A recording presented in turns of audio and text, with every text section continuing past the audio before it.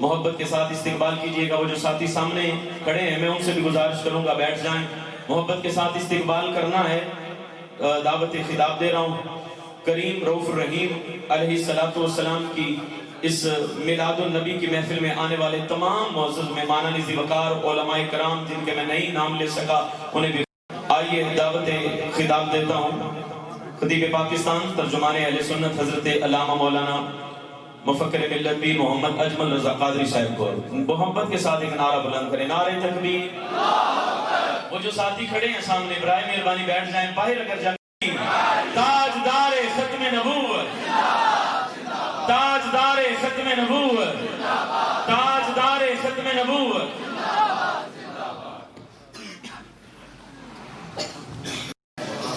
الحمدللہ رب العالمین والعاقبۃ للمتقین والصلاة والسلام علی سید الانبیاء والمرسلین وعلى آلہ وأصحابہ اجمعین، اما بعد۔ اعوذ باللہ من الشیطان الرجیم، بسم اللہ الرحمن الرحیم۔ لقد جاءکم رسول من انفسکم عزیز علیہ ما عنتم حریص علیکم بالمؤمنین رؤوف رحیم۔ صدق اللہ العظیم وصدق رسولہ النبی الکریم۔ ان اللہ وملائکتہ یصلون علی النبی یا ایہا الذین آمنوا صلوا علیہ وسلموا تسلیما۔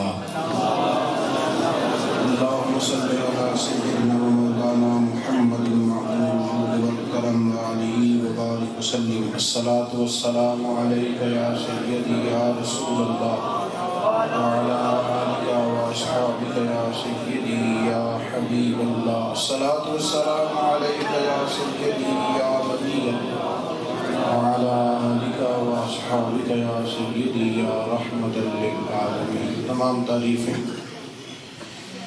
حمد و ثنا اللہ تعالیٰ جل مجدہ الکریم کے لیے، درود و سلام نبی اکرم نور مجسم شفیع معظم احمد مجتبیٰ جناب حضرت محمد مصطفیٰ صلی اللہ تعالیٰ علیہ وسلم کی ذات والا صفات کے لیے حمد و صلات کے بعد دوستوں، بزرگوں، بھائیوں، بالخصوص حضرات علماء کرام، محفل میلاد مصطفیٰ صلی اللہ تعالیٰ علیہ وسلم کے خوبصورت عنوان نے ہمیں مل بیٹھنے کا موقع دیا۔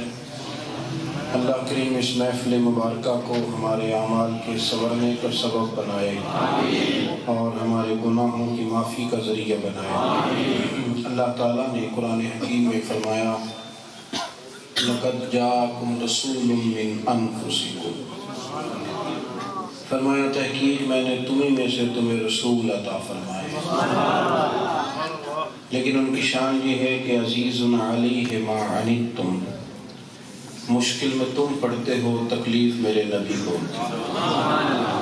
حریص علیکم، وہ تمہاری بھلائی چاہنے میں جلدی کرتے ہیں، اس لیے کہ وہ بالمؤمنین رؤوف الرحیم، مومنوں پہ رؤوف بھی ہیں اور رحیم بھی ہیں۔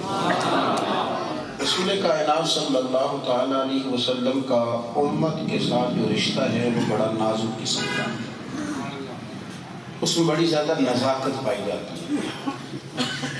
بہت سارے رشتے ہمارے ہوتے ہیں، ہر رشتہ نازک نہیں ہوتا، حساس نہیں ہوتا، کچھ رشتے حساس ہوتے ہیں۔ بہت سارے انسانوں سے ملتے ہیں، ہر ایک کے جدا ہونے پر آنسو نہیں آتے، ہر ایک کے مل جانے پر بھی آنسو نہیں آتے۔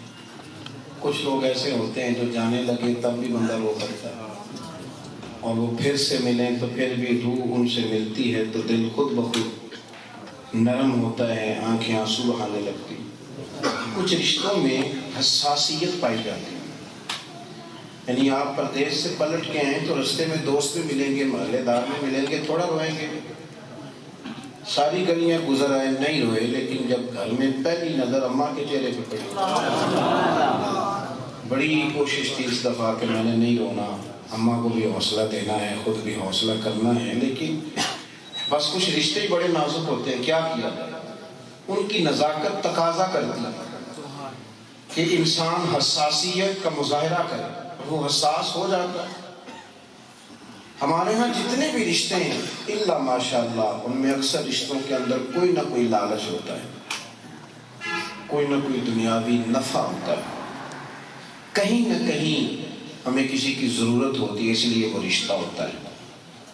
ہاں کچھ رشتے ایسے ہیں جو بالکل بے لوث ہوتے ہیں، ماں باپ کا رشتہ ہے، خدا توفیق دے تو استاد اور شیخ کا رشتہ ہے، یہ بے لوث رشتے ہوتے ہیں، لیکن کبھی نہ کبھی یہاں بھی لاشعوری میں صحیح، نہ چاہتے ہوئے بھی صحیح، کچھ نہ کچھ اس میں بھی بات آئی جاتی ہے۔ چلو ماں باپ بھی کبھی سوچ ہی لیتے ہیں کہ میرے بڑھاپے کا سہارا بن جائے گا، کوئی نہ کوئی بات ذہن میں آ جاتی ہے، کچھ نہ کچھ مل جائے گا۔ چلو ہو سکتا ہے کوئی استاد بھی کبھی سوچ لے کہ میں محنت کروں گا تو یہ ہو سکتا ہے میرے طرف بھی کوئی توجہ کرے۔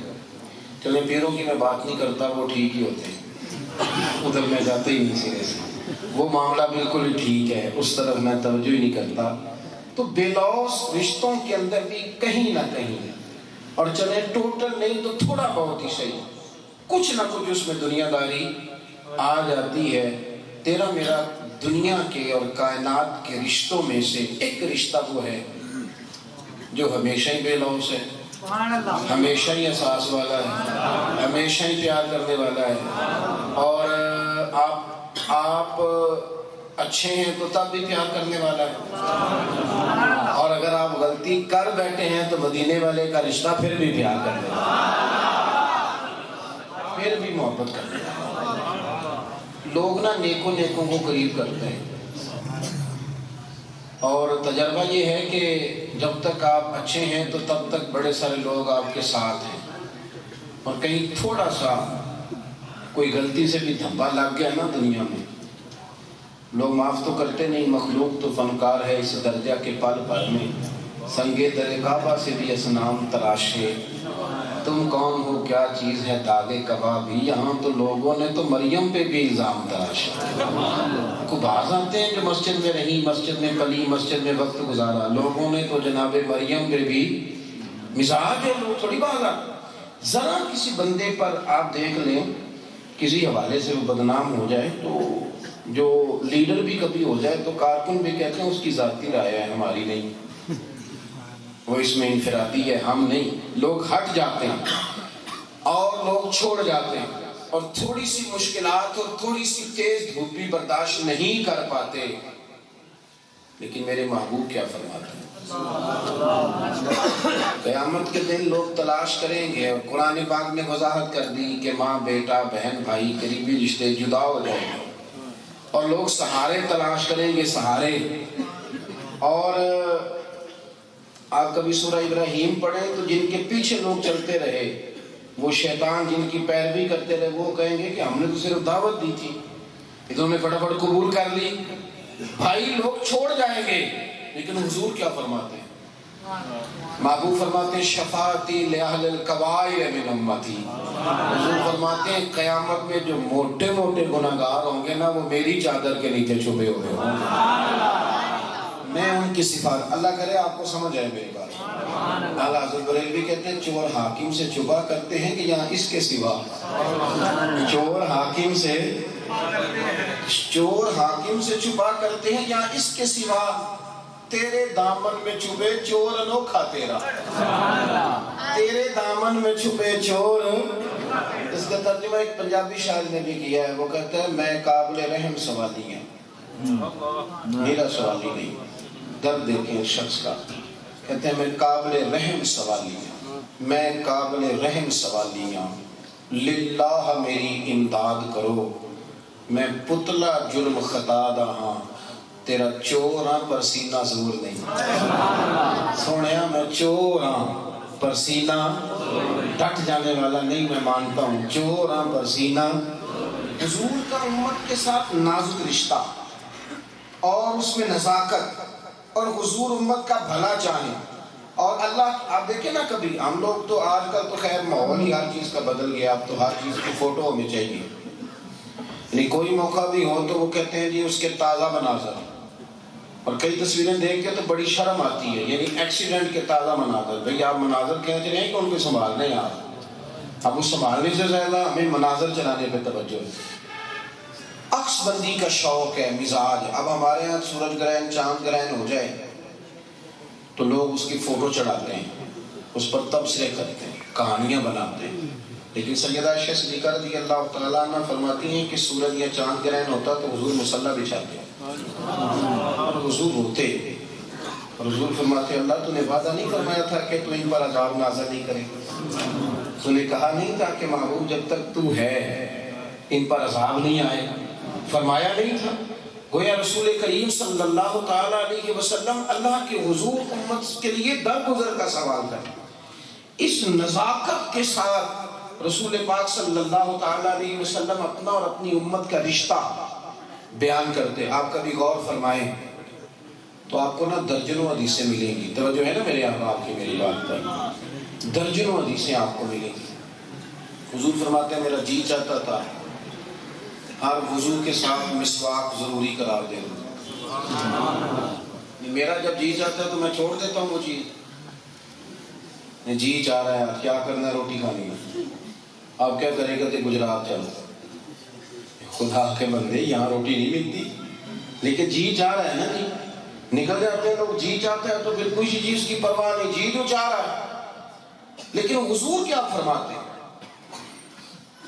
فرمایا میرا جی چاہتا تھا کہ میں وضو کے ساتھ مسواک ضروری قرار دے دوں پر تمہیں مشکل ہوگی.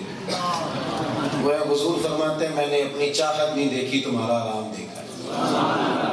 حضور فرمانے لگے میرا جی چاہتا تھا کہ تہجد کی نماز اپنی امت کے لیے ضروری قرار دے دوں. جی چاہتا تھا. آپ میں نے کہا کہ آپ کو اس عنوان پر درجنوں روایات کتب حدیث میں ملیں گی. جی چاہتا تھا کہ تہجد کی نماز ضروری قرار دے دوں، جی چاہتا تھا پر تمہیں اٹھنے میں تکلیف ہوگی. مانا کیا بنا کہ حضور فرماتے میں نے اپنی چاہت نہیں دیکھی، غلاموں تمہاری نیند دیکھی. اتنی حساسیت اس رشتے کے اندر ہے، اتنی نزاکت ہے. حضور نے تراویح کی نماز پڑھائی. آپ علماء سے پوچھ لیں آج یہ نماز سنت مؤکدہ ہے، واجب نہیں، فرض نہیں. سنت مؤکدہ تو آپ لوگوں کے بہانے سن لیں کتنے زیادہ ہیں. یعنی جو پاسپورٹ کے دفتر 2.5 گھنٹے کھڑا رہتا ہے وہ 1.25 گھنٹہ تراویح کے لیے کھڑا نہیں رہ سکتا. جو امیگریشن کی لائن میں 2 گھنٹے لگا رہتا ہے تراویح کی دفعہ آتی ہے تو وہ کمزور پڑ جاتا ہے. یعنی جو لوگ نوجوان مجھے گھورنے لگے ہیں، میں صحیح کہہ رہا ہوں، میں آپ کو صحیح کہہ رہا ہوں. مجھے پتا ہے کہ جب لوگ میڈیکل کرانے جاتے ہیں تو کتنی دیر کھڑے رہتے ہیں. ہو گیا ہمارا راز بیچ بھائی میں تو تجربے کی بات عرض کر رہا ہوں. یہاں تو آپ مجھے سمجھا دیں، میں سجدہ صاحب کر جاتا ہوں. لیکن بھائی یہ بہانہ ہے اور یہ واقعتاً بہانہ ہے کہ آپ باقی بہت سارے کاموں کے لیے کھڑے رہیں اور جہاں تراویح کی بات آئے، قرآن پاک سننے کی بات آئے تو اس میں بے شمار قسم کی لوگ کہانیاں بنا لیں. سنیں آج یہ نماز سنت مؤکدہ ہے. آپ ذرا سوچئے اگر فرض عین ہوتی تو امت کے لیے کتنی مشکلات بڑھتی، کس قدر حکم لگانے پڑتے ان لوگوں پر جو نماز کے لیے نہ آتے. علماء کو بیان کرنا پڑتا، بتلانا پڑتا. من ترک صلاۃ متعمدا فقد کفر، مفاہیم بتانے پڑتے. حضور نے نماز تراویح پڑھائی. صحابہ بڑے شوقین تھے حضور کے پیچھے نمازیں پڑھنے کے. انہوں نے آ کے پڑھی، حضور نے پڑھائی. نبی پاک صلی اللہ علیہ وسلم نے ایک دن پڑھائی تو دوسرے دن ڈبل ہو گئی تعداد نمازیوں کی. ہمارے ہاں تو ایک دن اگر نبی پڑھا دے تو اگلے دن نمازی تھوڑے رہ جاتے ہیں، وہ کم ہو جاتے ہیں. وہ کہتے نہیں وہ مسجد تلاش کرو جہاں 18 منٹ میں 20 رکھتے ہو جائیں. منٹ 18 رکھتے 20 اور رش کیوں ہے کہ یہاں تک جلدی ہوتی. یہ سٹیٹس ہے. آمدان بس نے مطلب سرور کائنات صلی اللہ علیہ وسلم نے تیسرے دن نماز پڑھائی تو تعداد اور بڑھ گئی. چوتھے دن نماز، یہ صحیح حدیث میں آپ کو روایت ملے گی، چوتھے دن نبی پاک صلی اللہ تعالیٰ علیہ وسلم کے غلاموں سے مسجد نبی کھچا کھچ بھر گئی. کس کام آئے ہیں؟ یہ حضور کے پیچھے تراویح پڑھنے آئے. لیکن پتہ ہوا کیا؟ صحابہ بیٹھے رہے اور حضور حجرے سے باہر ہی نہیں آئے. دیر تک منتظر رہے. پھر کچھ نے اپنی نماز پڑھی، کچھ ویسے گھر چلے گئے. فجر کے وقت حضور تشریف لائے.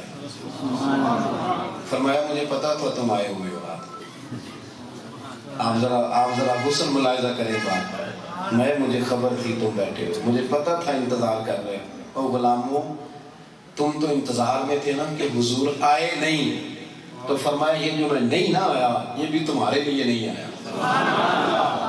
یعنی یہ کہ آپ آئے نہیں, فرمایا یہ جو نہیں نہ آیا یہ بھی.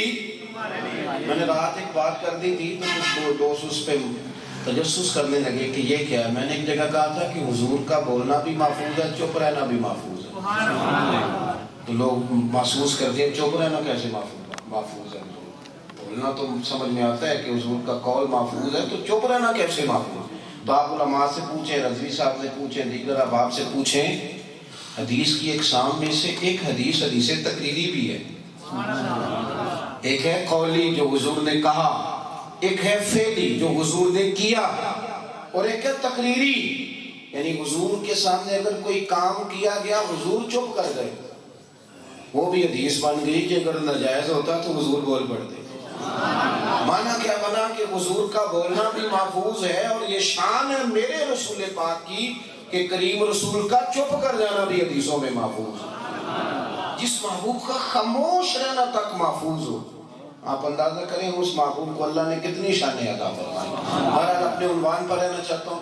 اللہ کے رسول صلی اللہ تعالیٰ علیہ وسلم نے فرمایا یہ جو میں نہیں آیا نا گویا تمہارے لیے نہیں آیا. حضور فرماتے مجھے پتا تھا تم انتظار کر رہے ہو, اور پتا تھا کہ مسجد بھری ہوئی ہے. آیا اس لیے نہیں کہ اگر اس ذوق شوق سے ہم سب نماز پڑھتے رہے تو کہیں ہم پر فرض ہی نہ ہو جائے, اور اگر فرض ہو گئی تو معنی علماء نے یہ بیان کیا ہے کہ پیچھے آنے والوں کے لیے مشکل ہوگی. یعنی جو ابھی تک عشاء کی نماز کا بہانہ بناتے ہیں کہ 17 رکھتے ہیں تو لمبی پڑے گی, ان پر اگر تراویح بھی فرض کر دی جاتی ہے تو کس مشقت میں پڑ جاتی. تو نزاکت کے ساتھ رسول پاک صلی اللہ تعالیٰ علیہ وسلم نے اپنا اور ہمارا رشتہ بیان کیا, اور اس رشتے کے اندر خاص حسن ہے. آج پتہ کیا ہوا ہے, ہمارے دلوں میں ایک عجیب سی گھٹن ہے ایک دوسرے کے لیے. میں آپ سے بات کر رہا ہوں, بڑی عجیب سی. یعنی پاکستانی معاشرے کو یہ ماحول دیا گیا ہے کہ معاذ اللہ شاید دشمن ہیں لوگ ایک دوسرے, دلوں میں سختی ہے. لوگ اکٹھے بیٹھتے ہیں پر اکٹھے نہیں ہوتے. یعنی زندگی میں وہ بھی عجیب لمحہ تھا کہ وہ میرے ساتھ تھا اور میں تنہا تھا. یعنی قریب آپ نام لے لیں کسی محکمے کا, پولیس والے ٹھیک ہوتے ہیں, میرے خیال ہے پٹواری تو سارے ولی ہوتے ہوں گے, چلے ان کو بھی چھوڑ دیتے ہیں. سیاستدانوں کے بارے میں کیا خیال ہے, تاجر, یعنی ہر گروہ کے بعد, حتیٰ کہ جہاں سے لوگوں کو حضور کا دین ملنا تھا, علماء کا طبقہ اسپیشل کر کے علماء اور مشائخ کے خلاف لوگوں کو کیا گیا. آپ عوام کے اندر بیٹھ کے دیکھیں, نام لے کے مولویوں کا, پیروں کا, معاذ اللہ تعالیٰ استغفر اللہ, لوگ کہتے ہیں کہ اللہ بچائے اسے. میں صحیح کہہ رہا ہوں, آپ ہاں نہ کریں بے شک میری. ہم نے نا اس طرح کی گھٹن بنائی ہے ایک دوسرے کے خلاف. ہاں برائیاں ہیں, لیکن کبھی بھی من حیث القوم لوگ, من حیث الجماعت لوگ برے نہیں ہوتے.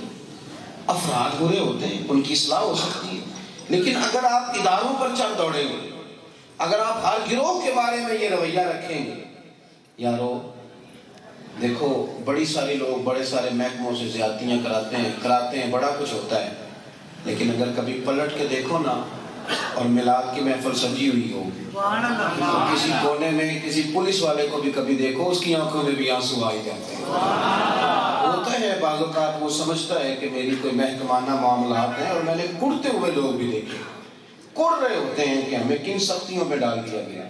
ان کے ضمیر کچھ اور کہہ رہے ہوتے ہیں, ویسے ان سے کچھ اور کرایا جا رہا. اگر ایک دوسرے کے بارے, اب تو بڑی منظم قسم کی سازشیں کی جاتی ہیں اور باقاعدہ ترتیب دیا جاتا ہے ماحول لوگوں کو ایک دوسرے کے خلاف بھڑکانے کا. یہ جو ہمارا مذہبی ماحول ہے, ہمیں ایک دوسرے کی ضرورت ہے. یعنی جس جماعت سے میرا تعلق ہے وہاں نعت خوانی سے انکار تو نہیں نہ کیا جا سکتا, یعنی نعت خوانی ہمارا ایمان ہے, لیکن منظم طریقے سے اس شعبے کو بدنام کیا گیا. کنہوں نے کیا, انہوں نے جنہوں نے ریٹ بنائے تھے. نعت کا 40,000 لیتا ہے, کیوں لیتا ہے, آپ دیتے ہیں تو لیتا ہے. آپ آج ریٹ ختم کر دیں دینا, جو چیز مارکیٹ میں بکنا بند ہو جائے وہ بننا بھی صحیح کہہ رہا ہوں کہ نہیں؟ خود خرابی کر دی ساری اور خود ہی جماعت کی بدنامی کا ذریعہ شروع کر لیا. یہ کس طرح کر رہے ہیں؟ خود ہی آپ نے بگاڑا ہے اس باعث کو, خود ہی بگاڑا ہے اس مولانا کو کہ جناب آپ پیسے لیں, جو بندہ پیسے لیتا ہے اس کی قدر زیادہ ہوتی ہے. خود ہی کہانیاں سنائیں گے اور خود اس کے باوجود ہی پھر ان چکروں میں پڑ گئے.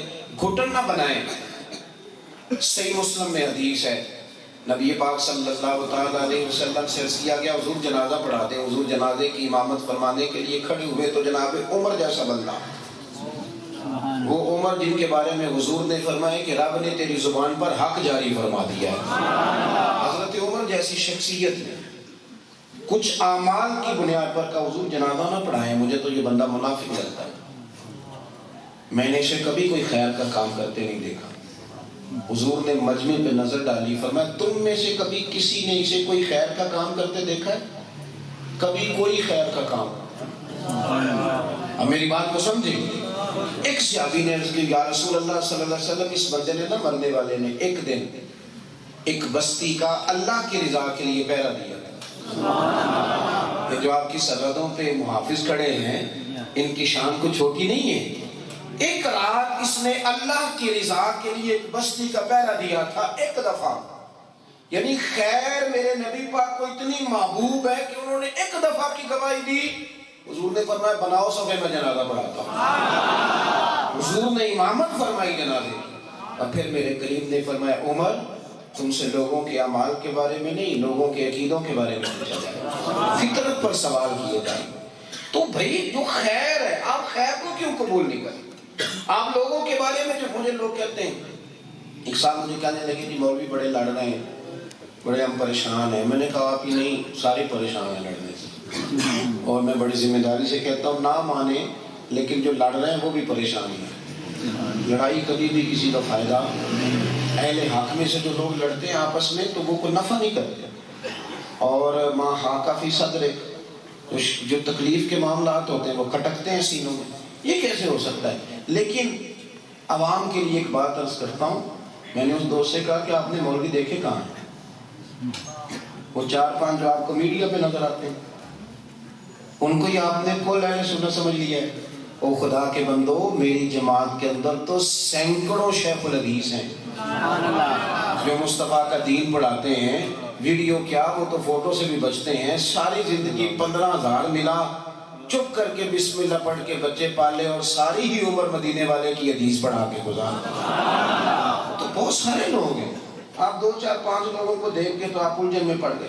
آپ خیر کا جملہ کریں, آپ لوگوں کے بارے میں دل ذرا بڑا کریں, آپ کھولیں. تاجروں کے بارے میں کیا خیال ہے؟ کہتے ہیں یہ بڑے خوفناک ہوتے ہیں, یہ تو دکاندار تو لوٹتے ہیں. حالانکہ میرے نبی پاک صلی اللہ علیہ وسلم نے ان کے بارے میں بھی بڑے حساس باتیں ارشاد فرمائی. حضور کو نہ تجارت پسند تھی, فرمایا اللہ نے رزق کے 10 حصے کیے ہیں, 9 حصے تجارت میں رکھے. اور ترمذی شریف کے تو لفظ ایسے ہیں جن پر وجد کرنے کو دل کرتا ہے. حضور فرماتے ہیں جو سچا تاجر ہوگا نا اسے قیامت کے دن اللہ نبیوں کے ساتھ جگہ عطا فرمائے, پیغمبروں کے ساتھ جگہ ملے گی, سچ بول کے تجارت کرنے والا. اب آپ ان روایات کی روشنی میں بتائیں کہ ہمیں ایک دوسرے کے بارے میں ذہن کس طرح کا رکھنا چاہیے, ہمیں کس طرح مثبت رویوں کے ساتھ چلنا چاہیے, بجائے اس کے کہ آپ کسی پر تنقید کریں. آپ ایجوکیٹ کریں لوگوں کو, آپ ان کو تعلیم دیں. اور وہ جو اقبال نے کہا تھا نا کہ تیری نظر سے ہے پوشیدہ آدمی کا مقام, اس میں مسئلہ یہ ہے کہ میں بھی کئی دفعہ, آپ بھی کئی دفعہ کسی ایک بات کی وجہ سے مایوس ہو جاتے ہیں, پریشان ہو جاتے ہیں. میرے رسول پاک نے کمال یہ کیا ہے, حضور کا رشتہ بڑا حساس ہے نا. حضور نے ہر شخص کو عزت عطا فرمائی, ہر منصب والے کو عزت دے دی. چلے ایک بات آئی ہے تو کر دوں. ہمارے آج ایک تو درسیات کے اساتذہ ہیں, اسکول کے استادوں کی بھی عزت نہیں رہی. اس لیے کہ بچہ جب آتا ہے تو وہ آج ٹیوشن والا نہیں آیا, آج ساجی نہیں آیا, تو گھر والے کہتے ہیں کہ جناب وہ کیوں نہیں آیا, اس نے 3,000 روپیہ فیس نہیں لینی. تو بچہ اس کو ٹیچر نہیں مانتا, 2-4 ہزار کا ملازم مانتا, تو وہ ذہن ایک بن جاتا ہے. ایک ذہن مجھے ایک ساتھ کہنے لگے کہ ہمارے مولانا صاحب سے دور دور سے لوگوں نے آ کے فیض لیا ہے, اور میں صدر ہوں کمیٹی کا. میرے بچے کچھ بھی نہیں سیکھ سکے. میں نے کہا اس کی ایک وجہ ہے نا, جو دور سے چل کے آتا ہے وہ حضرت صاحب سمجھ کے آتا ہے, اور آپ نے بچوں کو بتایا کہ ہم نے مولوی رکھا ہوا ہے 18,000 تنخواہ دیتے ہیں. تو ان دونوں باتوں میں بڑا فرق ہے. اس کا بھی ذہن بن گیا کہ تنخواہ دار آدمی کے پاس جا رہا ہوں. آپ ذہن بنائیں سب ٹھیک ہو جائے گا. لیکن رسول کائنات صلی اللہ تعالی علیہ وسلم نے ہمیں کیا سوچ دی؟ حضور فرمانے لگے استاد کو کوئی چھوٹا نہ سمجھے. حضور کیا مقام ہے استاد کا؟ تو فرمایا ان وشت معلم, فرمایا استاد کا مقام یہ ہے کہ رب نے مجھے بھی ایک استاد بنا کے بھیجا ہے کہ میری سیٹ پہ بیٹھے ہوں میں اساتذہ جو پڑھا رہے ہیں. نبی پاک صلی اللہ علیہ وسلم نے یہ اعزاز دیا. میں نے باتیں زیادہ نہیں کرنی, بات کو سمیٹنا ہے. دوست حساس انداز حضور نے دیا ہمیں. نبی پاک نے ایک دوسرے کے بارے میں نرمیاں کرنے کو کہا, اور ہماری طبیعتوں کو ایک دوسرے کے قریب جانے کے لیے حضور نے کہا. ہر بندے کی شان, ہر بندے کا مقام, ہر منصب والے کا اعزاز. یہ جو ہمارے طبقات میں مزدور لوگ ہیں نا, کسان لوگ, ان کی ہم سب کو بڑی ضرورت ہے. روٹی تو سب نے کھانی ہے لیکن گندم سارے خود تو نہیں نہ بو سکتے. روٹی سب کھاتے ہیں تو یہ کون بوتا ہے ہمارے لیے؟ کسان. لیکن کسان کے ساتھ سیلفی کون بنائے؟ کوئی بھی نہیں, وہ تو مزدور ہے. سیلفی تو بتانی ہے پجاروں والے کے ساتھ, چاہے اس نے لوٹ کے پجاروں حاصل کی. پھر کسان کا بچہ بھی کسان سے یہ نہیں بنتا کہ وہ سمجھتا ہے ہمیں وہ اعزاز نہیں مل رہا جو پجاروں والے کو مل رہا. وہ بھی کچھ چور رستہ تلاش کرتا ہے آگے بڑھنے کا, وہ بھی کچھ شارٹ کٹ تلاش کرتا ہے پجاروں تک پہنچنے کی. اس کا نقصان یہ ہوتا ہے کہ محنت کا, مشقت کا, اور رزق حلال کا, اور اپنے دو ہاتھوں پر توجہ کرنے کا مزاج ختم ہوتا چلا جا رہا ہے. کیونکہ ہم نے مزدور کو, محنت کش کو, اس وفا کش کو ہم نے عزت ہی نہیں دی. اس کے ساتھ ہمارا وہ اعزاز ہی نہیں. میں اکثر یہ کہتا ہوں کہ میلاد کی محفلوں میں تو کم از کم ہمیں یہ کرنا چاہیے کہ جو علاقے کا سب سے غریب آدمی ہو اسے پھولوں کا ہار ڈال کے سب سے آگے بٹھایا جائے, تاکہ اسے پتہ چلے کہ آج غریبوں کے محبوب کی بھی بات کی جائے گی. لیکن یہاں بھی وہ مہمان خصوصی اسی کو بنا لیا جاتا ہے جس نے گاڑی سے اترتے وقت ٹوپی بھی کسی سے ادھاری لی ہے کہ دے دو ذرا محفل میں جانے لگا, وہ مہمان خصوصی ہوتا ہے. صاحب حضور سید عالم صلی اللہ علیہ وسلم نے حوصلہ افزائی کی, محنت کی, حوصلہ افزائی, اور فرمایا محنت کر کے روزی کماؤ. حضرت داؤد علیہ السلام اللہ کے نبی محنت کر کے کمایا کرتے تھے, رب کریم کو وہ بڑے محبوب تھے. فرمایا مشقت کرو, محنت کرو, جد و جہد کرو. اور کریم فرمانے لگے جو محنت مزدوری کرے بچوں کے لیے اور تھک کے سو جائے, فجر کے لیے جب اٹھتا ہے تو رب اس کے سارے گناہوں کو معاف فرما دیتا ہے. حضور سید عالم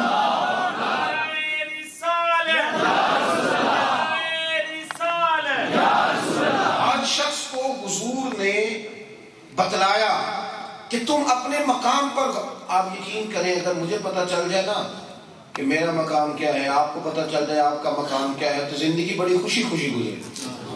لیکن ہم نے یہ کیا ہے کہ جہاں میں بیٹھا ہوں میں پریشان ہوں, اور جہاں وہ بیٹھا نا سامنے والا وہ بڑا ٹھیک ہے. اگر ہمیں احساس محسوس, دیکھیے طبقات ابن اسعد میں بڑی خوبصورت روایت ہے.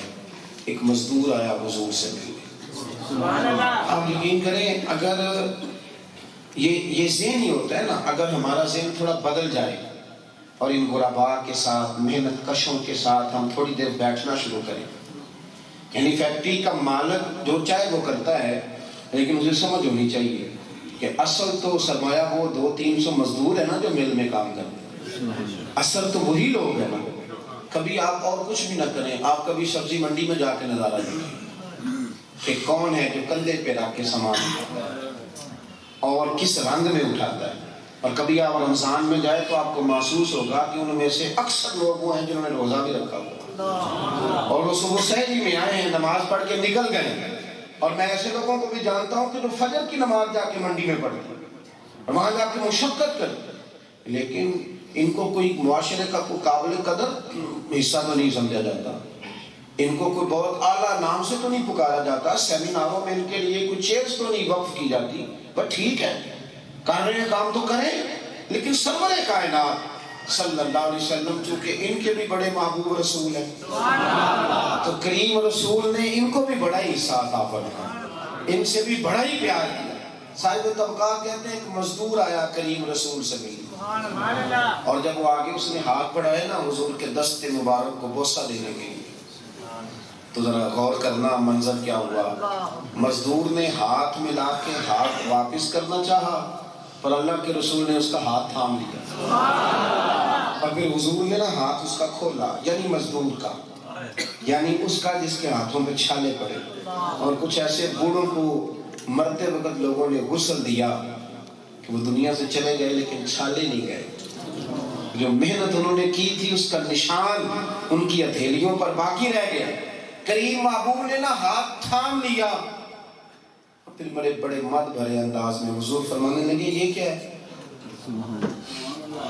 تو غریب کی غریبی تو ویسے ہی اس کی آنکھوں سے نظر آتی ہے نا، یہ کیا ہے؟ تو وہ رو پڑا، عرض کرنے لگا حضور غریب ہوں، پھاوڑے کے ساتھ مزدوری کرتا ہوں، بچے مشقت کرتا ہوں تو ہاتھوں پہ چھالے پڑ گئے۔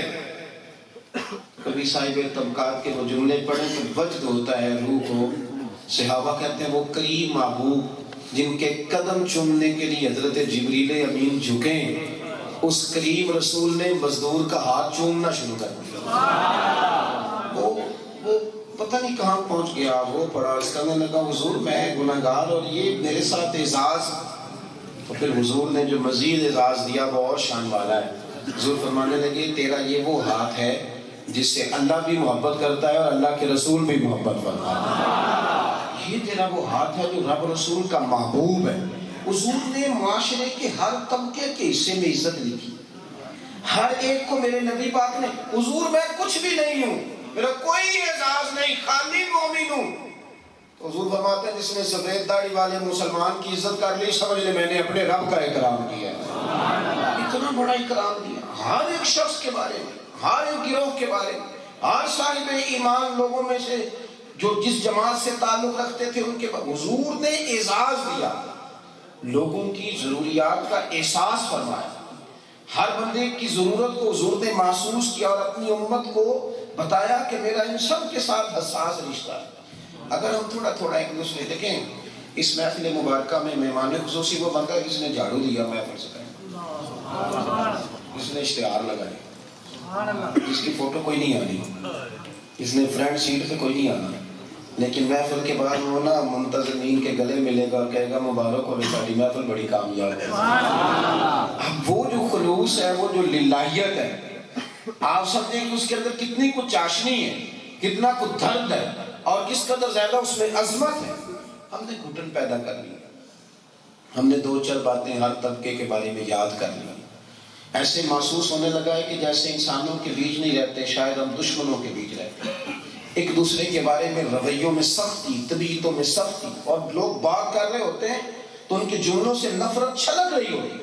ایک دوسرے طبقات کے خلاف یوں نہ کریں، آپ پیار کریں، اس لیے کہ ہم پیار والے رسول کے ماننے والے ہیں۔ میں نے جیسا کہ آپ کو کیا تھا زیادہ باتیں نہیں کرنی، ایک پہلو دوسرا بھی ہے، اس کو بھی سمجھیں کہ اگر حضور نے بڑا کرم فرمایا نا، ہر طبقے کے ساتھ پیار کیا، حساس پیار کیا، جس طرح نبی پاک صلی اللہ علیہ وسلم کا ہمارے ساتھ نازک رشتہ ہے نا، تو ہمارا بھی اپنے نبی کے ساتھ نازک رشتہ ہے۔ یہ رشتہ بھی ذرا حساس قسم کا ہے۔ آج لوگوں کو مسئلہ یہ ہے کہ لوگ اس حساسیت کو سمجھتے نہیں، لوگ اس حساسیت کو سمجھتے نہیں، اس کیفیت کو محسوس نہیں کرتے۔ آپ اس درد کو، یعنی بچہ برگر کھاتا ہے باہر سے تو پریشر گھر میں ڈالتا ہے کہ کیونکہ آپ لوگوں نے آلو گوبھی پکائی ہے تو لہذا میں نے نہیں کھانی، پریشر ڈالتا ہے، حالانکہ کھاتا ہے اچھے طریقے سے باہر سے من پسند۔ اب اس کی اماں منتیں کرتی ہے کہ چل تو بتا کہ تم کیا کھائے گا، میں وہی پکا لیتی ہوں، حالانکہ بڑے نادان ہیں، ماں کو ستاتے ہیں، بتانا چاہیے کہ میں برگر کھا چکا ہوں یا میں آج باہر سے کچھ کھا آیا، تو اماں منتیں کرتی ہے کہ میں چاول نہ بنا دوں تھوڑے سے، وہ تیری مرضی کہ میرے پاس پڑی ہیں کچھ چیزیں تو وہ نہ پکا دوں، تو ابا کئی دفعہ قریب سے کہہ دیتا ہے کہ چپ کر، بھوک لگے گی تو آپ ہی کھا لے گا، ایسا نہ کرے مسجد میں، کھا لے گا۔ لیکن اماں بار بار کہتی ہے کہ تم چل بتا نا تم نے کیا کھانا، اب میری بات کو سمجھیں۔ اب والد اس کو دو چار دفعہ سمجھاتا ہے چپ کر، بھوک لگے گی تو کھا لے گا، تو نے کیا گھر کے اندر شور مچایا، لیکن وہ پھر بھی اٹھ کے جاتی، اس کے کمرے میں جا کے منت بھی کرتی، اسے لاکھ سمجھائیں لیکن رشتہ بڑا نازک ہے. پیار ہو گیا وہ کدھر جائے؟ جب تک اس کو طے نہیں نہ ہو جاتا کہ کھا لیا اسے، اور طے نہیں ہو جاتا کہ تو اس کو نیند نہیں آتی. آپ میری بات کو سمجھیں. میں بڑے لمبے سفر سے واپس آیا اور میں تھک گیا اور میں چور ہو گیا، اور مطلب یہ کہ 6.5-7 گھنٹے کا راستہ طے کر کے میں لوٹا. میرے بیٹے کو بخار تھا تو میری اہلیہ مجھ سے کہنے لگی کہ آپ ساتھ والے کمرے میں لیٹ جائیں، آپ کئی دنوں سے مسلسل سفر میں ہیں تو یہ ٹھیک نہیں ہے، روتا ہے. تو میرا بھی خیال یہ تھا کہ تیمارداری میں نے کر لیا، میں چلو سو جاتا ہوں. تو پہلے ہم شاید اسی طرح ہوتے تھے، لیکن وہ ہلکی ہلکی اس کی رونے کی آواز کمرے میں پہنچتی تھی پر وہ آنکھ لگی کوئی نہیں. بڑی تھکاوٹ نے بھی اور بڑی علالت نے بھی اور بڑے کچھ نے سونے نہیں دیا. اور جب میں 2-4 دفعہ اٹھ کے آیا تو میں نے اس بچے کو دیکھا تو میری والدہ دیکھ رہی تھی، حیات تھی. تو مجھے کہنے لگے ہوں پتہ لگے کہ اولاد کی ہوئی ہے. تو میں نے کہا جی تجربے سے سمجھ آئی ہے، آتی بھی تجربے سے سمجھ ہے. اب سمجھ آئی ہے، یہ نہیں تو سونے دیتے، یہ روتے ہوں تو نیند ہے. میں جو بات آپ کو سمجھانا چاہتا ہوں آپ سمجھیں. جو رشتے نازک ہوتے ہیں وہ صرف اسے پتہ ہوتا ہے جس کا وہ رشتہ ہوتا ہے. ہمارا نا نبی پاک کے ساتھ رشتہ نازک بڑا ہے. یہ خشک لوگ، یہ اینکر، یہ کہانیاں بنانے والے، یہ اداروں میں بیٹھے یہ اس بات کو سمجھتے نہیں. کیونکہ سمجھتے نہیں اور دور بیٹھے ہیں اور خشک باپ کی طرح تنقید کر رہے ہیں. انہیں پتہ نہیں کہ ماں کو قرار کب آتا ہے. ٹھنڈی طبیعت جناب صدیق اکبر کی اور ٹھنڈے مزاج کے آدمی حضرت صدیق اکبر. ابا جی ان کے شکایت لے کے آ گئے، کہنے لگے اے پیارے حبیب، ابو بکر نے میرے چہرے پہ تھپڑ مارا ہے اور زور سے مارا ہے. حضور نے بلایا جناب صدیق اکبر کو، کہا ابو بکر لوگوں کو یقین نہیں ہو رہا، آپ بھی یوں کر سکتے ہیں؟ باپ کو مارا ہے اور آپ ٹھنڈی طبیعت کے لوگ ہیں، لوگوں کو سمجھ نہیں آ رہی آپ بھی، اور ابا کو آپ نے تو بچوں کو کبھی نہیں مارا اور باپ کو مارا ہے. نزاکت کو سمجھ میرے بھائی. اس نے کہا تھا عشق ایک ڈھونگ ہے، اور میں نے کہا تجھے عشق ہو خدا کرے، پھر کوئی تجھے اس سے جدا کرے، تو اسے تسبیحوں پہ پڑھا کرے، تو گلی گلی پھرا کرے، تو اسی کا نام جپا کرے، پھر میں کہوں کہ عشق ایک ڈھونگ ہے اور تو نہیں کہا. حضرت صدیق اکبر رضی اللہ تعالیٰ عنہ سے حضور نے فرمایا کہ باپ کو مارا ہے، بچے کو کبھی نہیں مارا. تھوڑی دیر خاموش رہے، پھر جب چہرہ اٹھایا تو داڑھی آنسوں سے بھری ہوئی. سونیا میرے ابا سے کہیں خنجر لے اور میرا گلا کاٹ دیں، میں سی نہیں کروں گا، پر ان سے کہہ دیں کہ میرے نبی کے بارے میں بات نہ کریں، یہ آپ کے بارے میں بات نہ کریں. حضور میں کیسے برداشت کروں؟ آج انہوں نے آپ کے بارے میں کچا جملہ بولا ہے اور حضور میرے پاس ہاتھ تھا تو میں نے تھپڑ مارا ہے.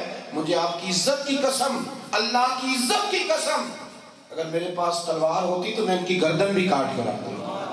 آپ اس نزاکت کو سمجھیں. جو اس رستے کا مسافر ہی نہیں، وہ دور بیٹھ کے کہتا ہے کہ چونکہ میرے سامنے ٹیبل ہے اور 5-6 کیمرے چل رہے ہیں اور شیشے کے گھر میں بیٹھا ہوں تو میں جو مرضی کہتا پھر اس طرح ہو سکتا. آپ اس نزاکت کو تو پہلے سمجھیں نا، اس رشتے کے وقار کو تو آپ پہلے جانے نا. امت اپنے محبوب سے پیار کرتی ہے اور اللہ کے فضل سے کھل کے کرتی ہے اور بڑا ذوق شوق والا کرتی ہے. اور میں آپ کو بڑی ذمہ داری سے کہہ رہا ہوں کہ زندہ بھی تب ہی رہے گی جب تک مدینے والے سے پیار کرتی رہے گی. ورنہ تو اقبال کہتے ہیں بجھی عشق کی آگ اب ڈھیر ہے، بجھی عشق کی آگ اندھیر ہے، اور یہ مسلمان نہیں، یہ خاک کا ڈھیر ہے. اب جو مرضی اڑا کے لے جائے، تھوڑی ہوا آئے گی تب بھی اڑ جائے گا، زیادہ آئے گی تب بھی. اور ایک بات اور بھی، میں کبھی کبھی سوچتا تھا، جدید اور قدیم لکھنے والوں کو پڑھتے تھے ہم تو کچھ چیزوں کو سوچتے تھے کہ یار ہمارے بزرگوں نے آخر ہر موضوع محبت رسول کا کیوں رکھا؟ آخر زیادہ زور محفل میلاد پہ کیوں دیا؟ بڑے بڑے موضوعات تھے. جب 2-4 لفظ ہم لکھنے پڑھنے کے قابل ہوئے تو ہمارا خیال تھا کہ یہ موضوع بھی تشنا ہے، اس پر بھی کام ہونا چاہیے تھا، یہ بھی تشنا ہے. تو پھر جب حالات بدلے تو بات سمجھ میں آئی کہ انہوں نے اس موضوع پر اتنی محنت کیوں کی تھی.